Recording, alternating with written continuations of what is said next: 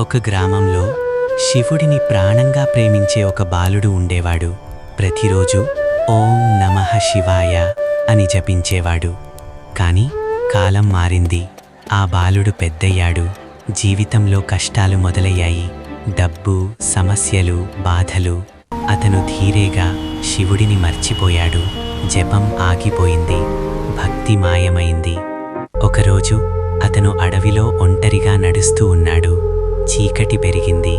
గాలి బలంగా వీచింది. అచనగ్గా ఒక పెద్ద ప్రమాదం. అతను పడిపోయాడు. ఆ సమయంలో అతని నోటి నుండి అనుకోకుండా వచ్చింది, శివా. వెంటనే ఒక నీలి వెలుగు అతన్ని కాపాడింది. అతను కళ్ళు తెరిచాడు. అతని ముందు ఒక అఘోరి నిలబడి ఉన్నాడు. కళ్ళలో అగ్ని, ముఖంలో శాంతి. అఘోరి నవ్వుతూ అన్నాడు, నువ్వు మర్చిపోయినా శివుడు నిన్ను ఎప్పుడూ మర్చిపోడు.